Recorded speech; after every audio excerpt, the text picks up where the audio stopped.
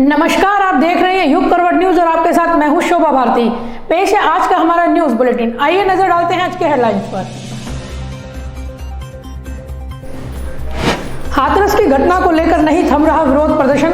कांग्रेस कार्यकर्ताओं ने डीएम की बर्खास्तगी की मांग की तो सफाई कर्मचारियों ने नहीं उठाया शहर का कूड़ा। जयंत चौधरी पर हुए लाठीचार्ज के विरोध में रालोद कार्यकर्ताओं ने जिला मुख्यालय पर प्रदर्शन कर लगाया तानाशाही का आरोप। हाथरस जा रहे पूर्व सांसद को पुलिस ने यूपी गेट पर रोका तो हाथरस में आम आदमी पार्टी पर फेंकी गई स्याही। कृषि बिलों की सही जानकारी देने उतरे भाजपा सांसद जनरल वीके सिंह बोले, बिलों से किसानों को होगा फायदा। और बिजली विभाग के निजीकरण के विरोध में प्रदर्शन तो व्यापारियों ने एसआईबी के छापों पर जताई नाराजगी। हाथरस कांड के दोषियों को जल्द से जल्द फांसी की सजा दिलाने की मांग को लेकर वाल्मीकि समाज के लोगों ने गाजियाबाद नगर निगम पर जोरदार प्रदर्शन किया। घटना के विरोध में सफाई कर्मियों ने भी एक दिन की सांकेतिक हड़ताल की, जिस कारण सोमवार को शहर से कूड़ा नहीं उठ पाया। नगर निगम वाहन चालक संघ ने भी हड़ताल का समर्थन किया। हाथरस के सामूहिक बलात्कार कांड के विरोध में वाल्मीकि समाज के लोगों ने सोमवार को गाजियाबाद नगर निगम पर जोरदार प्रदर्शन किया। प्रदर्शनकारी हाथरस के डीएम को बर्खास्त करने और दोषियों को जल्द से जल्द फांसी की सजा दिए जाने की मांग कर रहे थे। इससे पहले सफाई कर्मियों ने सोमवार को शहर भर से कूड़ा नहीं उठाया। नगर निगम का एक भी वाहन गैराज से बाहर नहीं निकला। हाथरस रैप कांड को लेकर वाल्मीकि समाज में जबरदस्त गुस्सा है। हम लोगों ने पूरे वाल्मीकि समाज ने तमाम सफाई कर्मचारियों की मनीषा के हत्यारों को फांसी देने के लिए, मनीषा की हत्या के विरोध में जो हत्याकांड हाथरस में हुआ है उसके लिए सांकेतिक हड़ताल रखी है। और हम लगातार जब तक उसके दोषियों को फांसी नहीं मिल जाती लगातार अपना प्रोग्राम जारी रखेंगे, विरोध जारी रखेंगे। वाल्मीकि समाज के आह्वान पर सफाई कर्मियों ने पूरे शहर में कूड़ा नहीं उठाया। एक दिन की सांकेतिक हड़ताल का असर पूरे शहर में देखने को मिला। शहर में कहीं भी झाड़ू और साफ सफाई का कार्य नहीं किया गया। शहर में करीब 200 गाड़ियों से डोर टू डोर कूड़ा कलेक्शन किया जाता है। वाल्मीकि समाज के लोगों का कहना है कि योगी सरकार को हाथरस कांड का खामियाजा भुगतना पड़ेगा।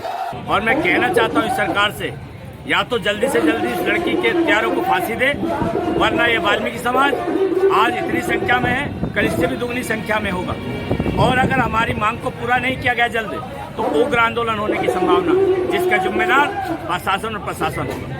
नगर निगम वाहन चालक संघ ने भी इस हड़ताल का समर्थन किया था, जिसके चलते डोर टू डोर कूड़ा कलेक्शन नहीं हो पाया।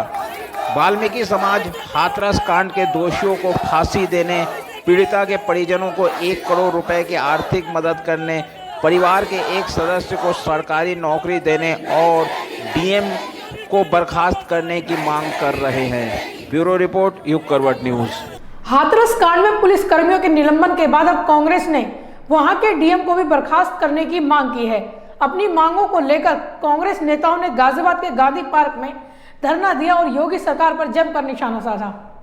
हाथरस कांड में पुलिस कर्मियों को निलंबित किए जाने के बाद वहां के डीएम को भी बर्खास्त किए जाने की मांग जोर पकड़ने लगी है। कांग्रेस नेताओं ने सोमवार को गाजियाबाद के गांधी पार्क में धरना दिया। कांग्रेस कार्यकर्ताओं का आरोप है कि इस मामले में स्थानीय प्रशासन की ओर से घोर लापरवाही की गई है।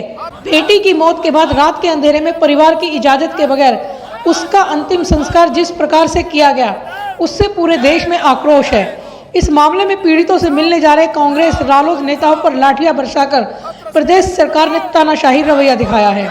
आज उस केस की स्क्रिप्ट बदलने की भूमिका अदा कर रहा है हाथरस का प्रशासन। जब हमारे नेता राहुल गांधी, हमारी नेता प्रियंका गांधी जी पीड़ित परिवार से संवेदना व्यक्त करने जाना चाहती हैं, उन्हें लाठियां भांजी जाती हैं, कांग्रेस के कार्यकर्ताओं को लाठियां मारी जाती हैं। चौधरी चरण सिंह का पोता चौधरी जैन पूर्व सांसद जब उनके हक और हकूक को जानने जाता है, पीड़ा को समझने जाता है, तो लाठियां बरसाई जाती हैं। ये भाजपा की सरकार विपक्ष और लोकतंत्र को समाप्त करने पर तुली है और इस अत्याचार को दबाना चाहती है। कांग्रेस नेताओं ने आरोप लगाया कि घटना की हकीकत छिपाने में हाथरस के डीएम की मुख्य भूमिका है, लेकिन प्रदेश सरकार ने सिर्फ पुलिस पर कार्रवाई की। इस मामले के दोषी डीएम को भी तत्काल बर्खास्त किया जाए ताकि घटना की निष्पक्ष जांच हो सके। कांग्रेस इस अत्याचार को, इस अनाचार को, बेटी के साथ हुए इस कृत्य को दबने नहीं देगी। बेटी को न्याय चाहिए।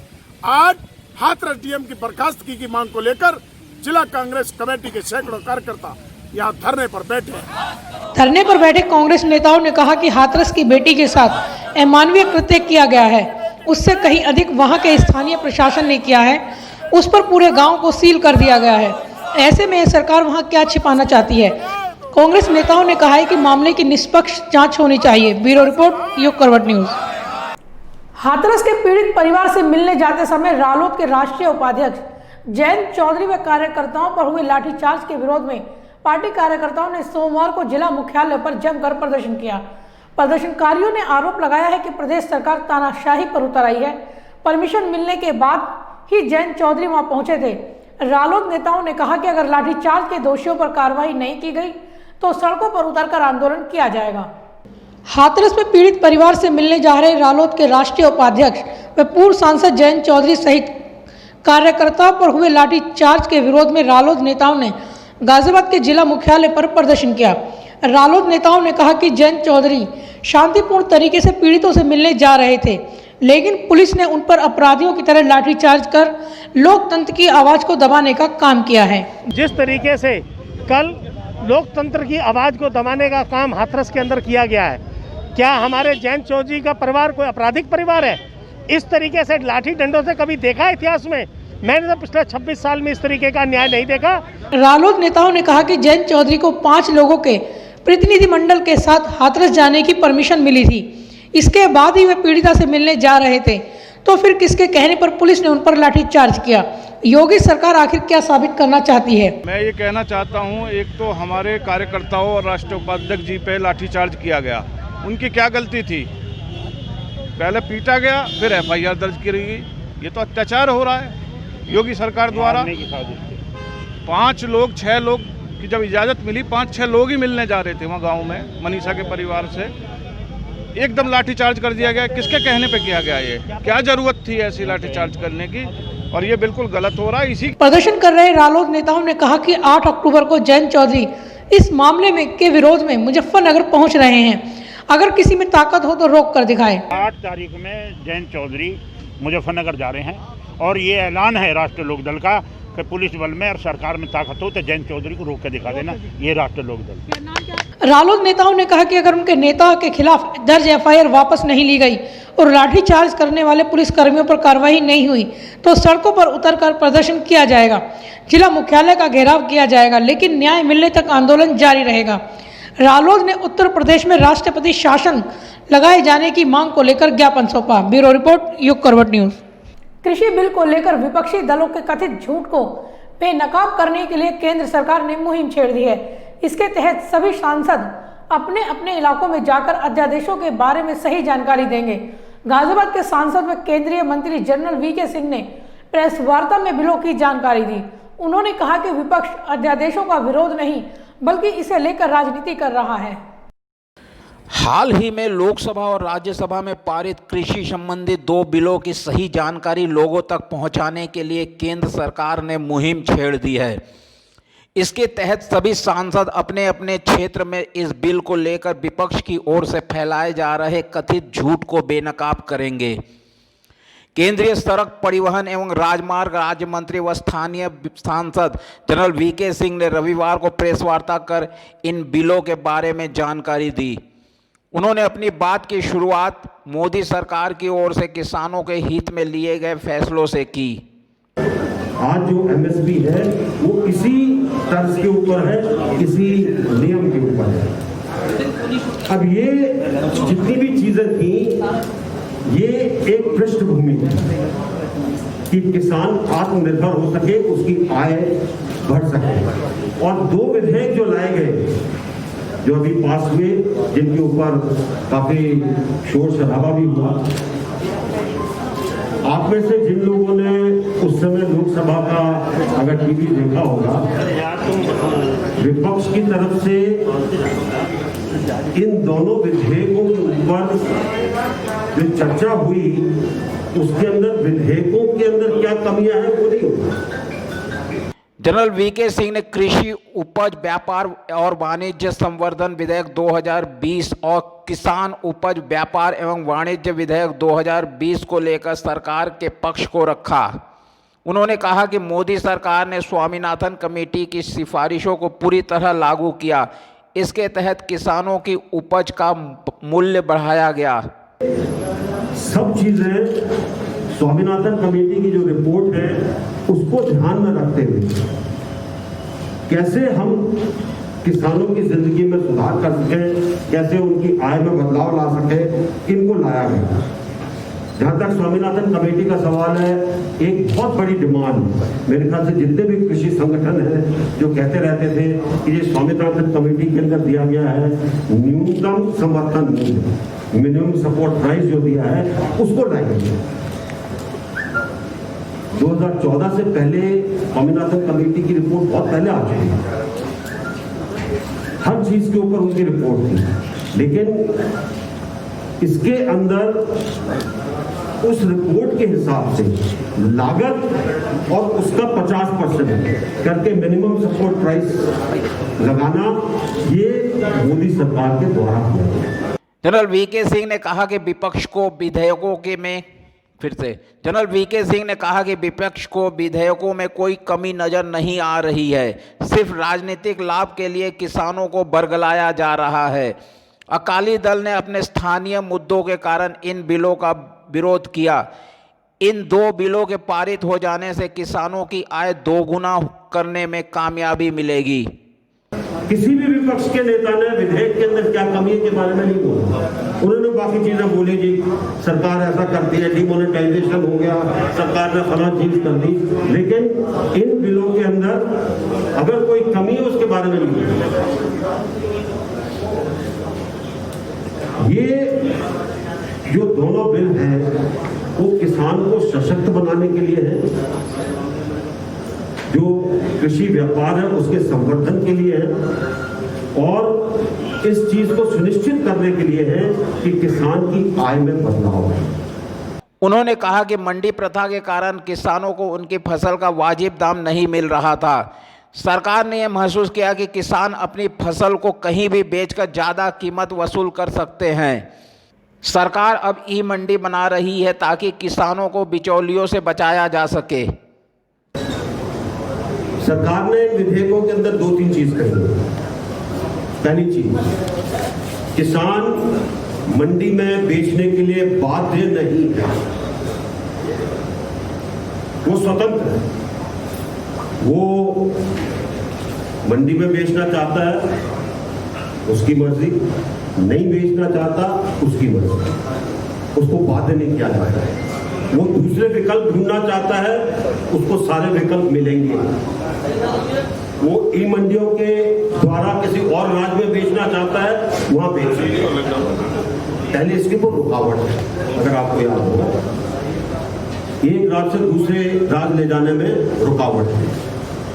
अब वो रुकावट तोड़ दी गई है, किसान को पूरी स्वतंत्रता दी गई है कि वो अपने अनाज को जैसे बेचना चाहे, अच्छे मूल्य पर जहां पर उसको मिलता हो वहां पे बेच सके। जनरल वीके सिंह ने कहा कि मोदी सरकार ने पिछले साल करीब 2 गुना फसलों की खरीद की है। किसानों को उपज का सबसे ज्यादा दाम दिया गया है। कॉन्ट्रैक्ट फार्मिंग को लेकर गलतफहमियां फैलाई जा रही है। बिल में प्रावधान है कि सिर्फ फसल का कॉन्ट्रैक्ट होगा, खेत का नहीं होगा।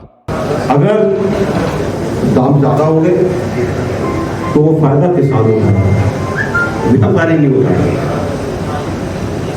ये प्रावधान किया है और उसकी जमीन की कोई चर्चा नहीं होगी। साथ साथ इस चीज का भी प्रावधान है कि एसडीएम और डीएम लेवल तक अगर कोई विवाद होता तो उसको वहीं पर निपटारा करेंगे 30 दिन के अंदर अंदर, ताकि किसान को ज्यादा इंतजार न करना पड़े, लंबे केसों के अंदर न जाना पड़े और उसको इस चीज की चिंता न रहे कि उसको लंबे तरीके से लोग बात पूछे। जनरल वीके सिंह ने फिर दोहराया कि न्यूनतम समर्थन मूल्य को खत्म नहीं किया जाएगा। आने वाले समय में बिलों के प्रावधान में इस बात को जोड़ा जा सकता है। दरअसल आने वाले 2 वर्षों में कई राज्यों में विधानसभा चुनाव होने हैं। सरकार को यह भय सता रहा है कि अगर समय रहते किसान और आम लोगों को इन बिलों की जानकारी नहीं हुई तो विपक्ष मौके का फायदा उठा सकता है। यही कारण है कि जिस तरह नागरिकता संशोधन कानून को लेकर सरकार और भाजपा ने दमदार तरीके से प्रचार प्रसार किया था, अब उसी तर्ज पर कृषि बिलों को लेकर भी प्रचार प्रसार किया जा रहा है। कैमरामैन वरुण के साथ सुब्रत भट्टाचार्य, युग करवट न्यूज के लिए। हाथरस मामले में अब सियासी सक्रियता अधिक हो गई है। एक और जहां राजनीतिक दलों के नेताओं का हाथरस पहुंचना जारी है, वहीं आरोपियों के पक्ष में स्वर्ण समाज के लोग भी उतर आए हैं। सोमवार को आम आदमी पार्टी के सांसद संजय सिंह हाथरस पहुंचे। वे मीडिया से वार्ता कर रहे थे तो किसी ने उनके पर स्याही फेंककर वापस जाने के लिए नारेबाजी शुरू कर दी। पार्टी कार्यकर्ताओं ने स्याही फेंकने वाले को दबोच लिया, लेकिन युवक का विरोध जारी रहा। जानकारी के अनुसार युवक को स्वर्ण समाज का बताया गया था। वहीं हाथरस पहुंचे आप कार्यकर्ताओं पर पुलिस ने भी जमकर लाठियां भाजी। आप कार्यकर्ता भी पुलिस से भिड़ गए और एक पुलिसकर्मी को घेर लिया, लेकिन तत्काल दूसरे पुलिसकर्मियों ने जवान का बचाव किया और आप कार्यकर्ताओं पर जमकर लाठीचार्ज किया। कार्यकर्ताओं का कहना है कि वह शांतिपूर्ण तरीके से पीड़ित परिवार से मिलने आए थे, लेकिन उन पर लाठीचार्ज किया गया। इससे साफ हो गया है कि मुख्यमंत्री तानाशाही पर उतर आए हैं।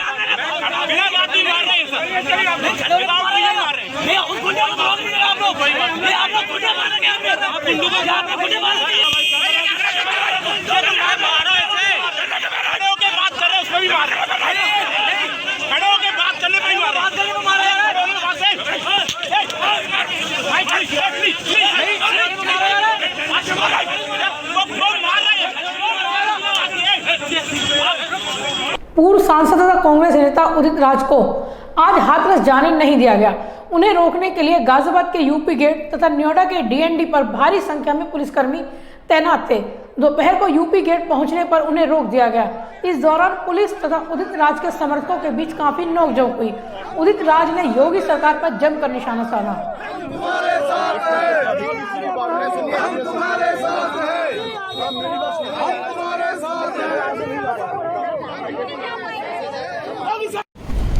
हम लोग कारों से हाथरस पीड़ित परिवार से मिलने जा रहे हैं। पीड़ित परिवार के साथ में अपना दुख सुख बांटेंगे, हालचाल पूछेंगे। और अब यह बात सच हो गई है कि पीड़िता को मारा गया। 25 तारीख को उसका मेडिकल होता है, 14 तारीख की घटना है और 20 तारीख तक, 14 सितंबर से लेकर 20 तारीख तक उसको जनरल वार्ड में रखा गया। और उस समय वो बोलती भी थी और चाहते तो बड़े आराम से मेडिकल भी हो जाता और बलात्कार का प्रमाण भी मिल जाता। लेकिन जब हालत ख़राब हो गई तब दिल्ली लेकर के मरे स्थिति में आए।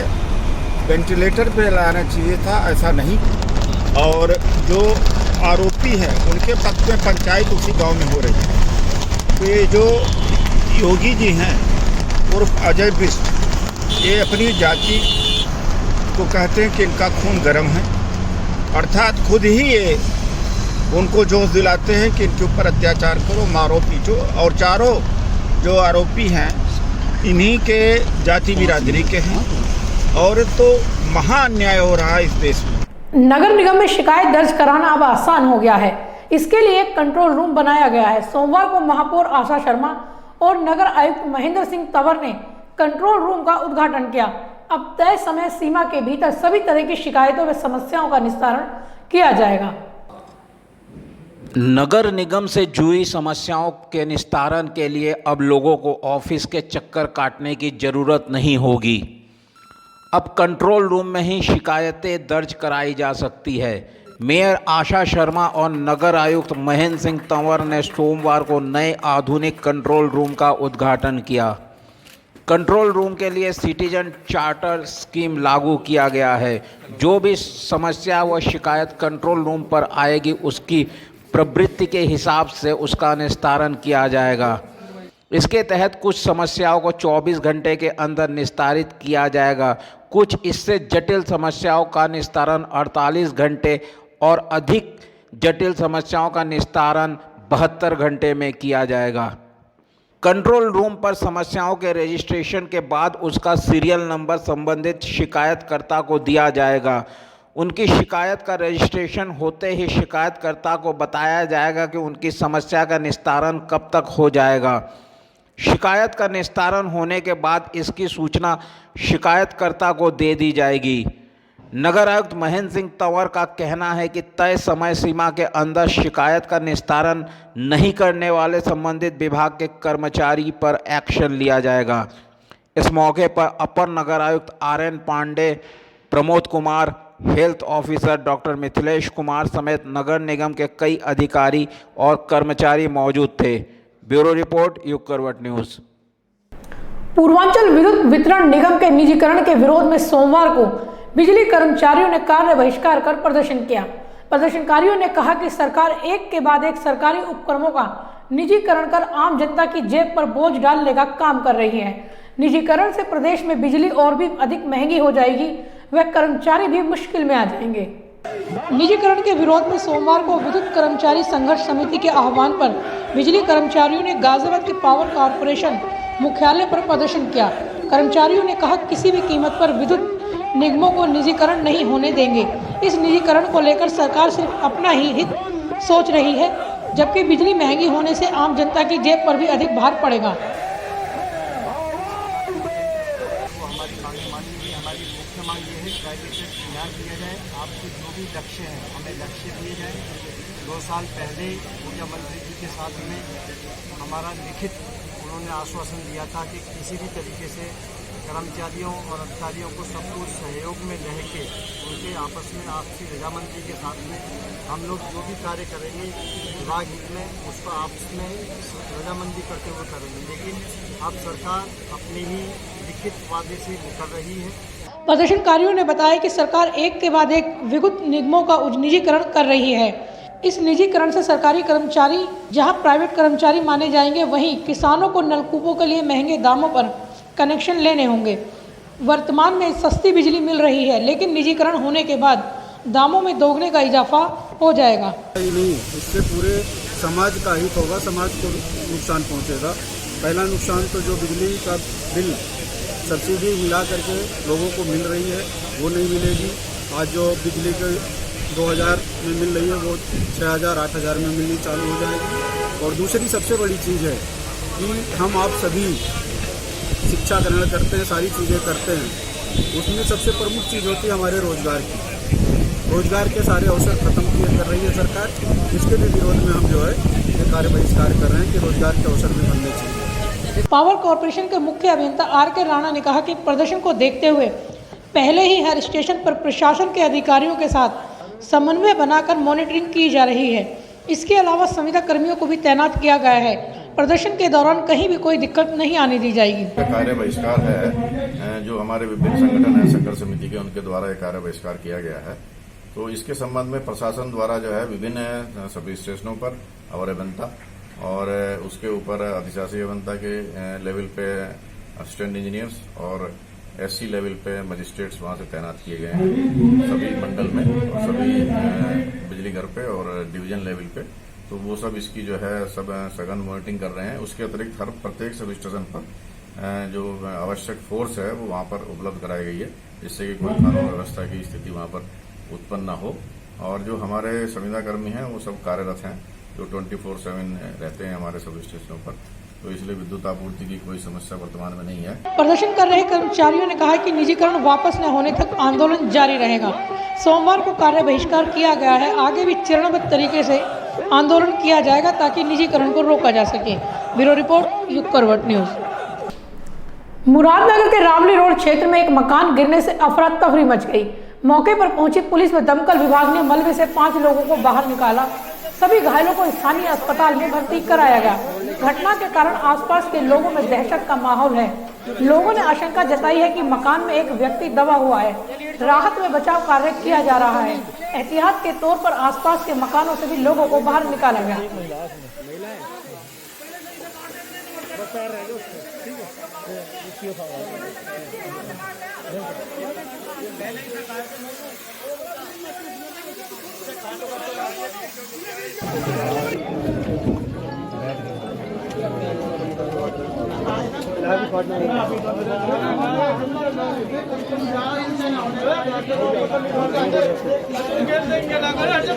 मोदी नगर में पुलिस ने लूट की घटना को सिर्फ इसलिए दर्ज नहीं किया क्योंकि लूट करने वाले पीड़ित पक्ष के जानकार हैं। समझौते के लिए ईंट भट्टा मालिक को पूरा दिन थाने पर बैठाए रखा। वहीं पीड़ित पक्ष का कहना है कि पुलिस ने दूसरे पक्ष से साठगांठ कर ली है। मोदी नगर में भट्टा व्यापारी से पिस्टल और नकदी लूट ली गई, मगर शिकायत के बाद भी पुलिस कार्रवाई नहीं कर रही है। पुलिस का कहना है कि लूट करने वाले पीड़ित के जानकार है, ऐसे में लूट की घटना नहीं हुई है। वहीं पीड़ित परिवार ने पुलिस पर आरोपियों के साथ साठगांठ का आरोप लगाया है। वहाँ पर मुझे संजय त्यागी ब्रह्मदत्त त्यागी मिले, उन्होंने मुझसे खेत लेवल कार्य करने के लिए मना किया कि इसमें तो हमें अपना काम करना है, अतः आप इसे लेवल ना करें। ठीक है, तो उसमें लेवल ना करें। तो मैंने कहा उनसे कारण पूछा कि क्यों ना करें। उन्होंने कहा जी इसमें तुम तो चले गए हो, हमें इसमें आगे अपना काम करना है, इसको छोड़ दो, किसानों से अपने आप बात करके हम जो है अपने आप इसको लेवल करेंगे। दरअसल मामला यह है कि ग्यासपुर में अरुण कुमार ने अपने परिचित के साथ ईंट भट्टा खोला था, लेकिन कुछ विवाद के कारण दोनों अलग हो गए। रविवार को अरुण भट्टे की जमीन को लेबल कराने गए थे। इसी दौरान पहले पार्टनर रहे ग्यासपुर के एक शख्स ने अपने पिता के तमंचे के बल पर उसकी लाइसेंसी पिस्टल और 20,000 रुपये लूट लिए। पीड़ित का कहना है कि पुलिस ने दोनों पक्षों के बीच समझौता कराने के लिए उन्हें देर शाम तक थाने पर बिठाए रखा, मगर दूसरा पक्ष नहीं आया। तो मेरी किसानों से बातचीत हुई थी तय करने के लिए, मेरी जिम्मेवारी थी, तो इस विषय मैंने अपना काम पर चालू करने का चालू किया हुआ था। तो उन्होंने मुझसे बदतमीजी की और मुझसे तमंचा और ग्रांती ब्रह्मदत्त जी, संजय त्यागी ने तमंचा तानकर और ब्रह्मदत्त जी ने ग्रांती लगाकर मुझसे मेरा पिस्टल और 20,000 रुपये मुझसे छीन लिए। वहीं पुलिस का कहना है कि पूरे मामले की जांच की जा रही है। पहली नज़र में यह आपसी विवाद का मामला लग रहा है। दोनों पक्षों से बातचीत करने के बाद ही उचित धाराओं में रिपोर्ट दर्ज की जाएगी। ब्यूरो रिपोर्ट, युग करवट न्यूज़। जीएसटी विभाग की एसआईबी के सर्वे के विरोध में महानगर उद्योग व्यापार मंडल ने सोमवार को जिला मुख्यालय पर प्रदर्शन किया। व्यापारियों ने कहा कि लॉकडाउन से व्यापारी पहले ही बेहाल है, इस पर सर्वे करने की आड़ में उनका उत्पीड़न किया जाएगा। प्रदेश में फिर से इंस्पेक्टर राज शुरू हो जाएगा। व्यापारियों ने सर्वे करने वाले अधिकारियों को बाजार में घुसने न देने की भी चेतावनी दी है। सर्वे छापे। महानगर उद्योग व्यापार मंडल ने एसआईबी छापों के विरोध में सोमवार को जिला मुख्यालय पर प्रदर्शन किया। व्यापारियों ने आरोप लगाया है कि जीएसटी विभाग द्वारा हर माह 10 छापे सर्वे करने का निर्णय लिया गया है, जो सीधे तौर पर व्यापारियों का उत्पीड़न है, जिसे बर्दाश्त नहीं किया जाएगा। अतः हमारी मांग है योगी जी से, सेल्टस के जो मंत्री हैं जीएसटी के, उनसे और केंद्र की जीएसटी से कि इस काले कानून को वापस लिया जाए। अगर उस काल को वापस नहीं लेंगे और मार्केट में अगर अफसर आएंगे तो अफसरों को डंडे मार के भगाएंगे, उनका मुंह काला करेंगे। और हम पहले भी पीट चुके हैं अफसरों को इसी बात पे, और फिर पीटेंगे, मानेंगे नहीं। व्यापारियों ने कहा कि लॉकडाउन के कारण पहले ही व्यापार की हालत खस्ता है। 5 जून 2020 को मंडियों के बाहर व्यापार करने वाले व्यापारियों पर से मंडी शुल्क को समाप्त कर दिया गया था, लेकिन मंडी के अंदर अभी भी शुल्क वसूली की जा रही है। टोल टैक्स की दरें बेहद ज़्यादा कर दी गई हैं, जिससे व्यापारियों पर भी बोझ बढ़ गया है। शुल्क है जो मंडी के अंदर काम करते हैं उन पे शुल्क लगाया हुआ है और बाहर वालों से ख़त्म कर दिया। हमारा ये कहना है कि उनसे भी जो अंदर काम कर रहे हैं उनसे भी वो शुल्क हटाया जाए। तीसरी जो डिमांड थी हमारी टोल टैक्स की थी। टोल टैक्स इतना ज़्यादा बढ़ा दिया है कि लगभग 2 रुपये किलोमीटर की औसत आती है। तो हमारी ये डिमांड है इसमें कि उसको कम किया जाए, उसको 50% किया जाए। व्यापारियों ने प्रदेश सरकार के नाम ज्ञापन सौंपकर इस निर्णय को वापस लेने की मांग की है। साथ ही चेतावनी दी है कि सर्वे करने वाले अधिकारियों को किसी भी कीमत पर बाजारों में नहीं घुसने दिया जाएगा। व्यापारी इसके विरोध में सड़कों पर आ जाएगा। ब्यूरो रिपोर्ट, युग करवट न्यूज़। ननिहाल में आए 2 वर्ष के बच्चे की हत्या के मामले में पुलिस ने उसकी 2 मामियों को गिरफ्तार किया है। दोनों मामियां ननद से जलन रखती थी। ननद को सबक सिखाने के लिए उसके बेटे की हत्या कर दी गई। 30 सितंबर को बच्चे की लाश मिली थी। इस बारे में नोएडा पुलिस उपायुक्त ने जानकारी दी। सूरजपुर में एक अभियोग अभी पूर्व में पंजीकृत हुआ था, जिसमें एक 2.5 साल के बच्चे की अज्ञात शख्स के द्वारा हत्या कर दी गई थी, जिसमें अभियोग की विवेचना थाना प्रभारी सूरजपुर के द्वारा की गई और जो तथ्य निकल के आए उसमें ये ज्ञात हुआ कि बच्चे की जो हत्या है वो घर के अंदर ही हुई थी और बच्चे की 2 मामियाँ, इनका नाम पिंकी और रिंकी है क्रमशः, इनके द्वारा ये हत्या की गई। बड़ी मामी पिंकी थी, वो बच्चे को अपने पास लेकर के गई क्योंकि बच्चा फेमिलियर था और उसके बाद छोटी मामी और इसने मिलकर के उसको तकिए से मुँह दबाया और उसके बाद उसकी डेथ हो गई। जब तो फिलहाल आज के लिए बस इतना ही। गाजियाबाद और आसपास की खबरों के लिए देखते रहिए युग करवट न्यूज़ और विस्तार से खबरों को जानने के लिए पढ़िए युग करवट न्यूज़पेपर। सब्सक्राइब कीजिए युग करवट। नमस्कार।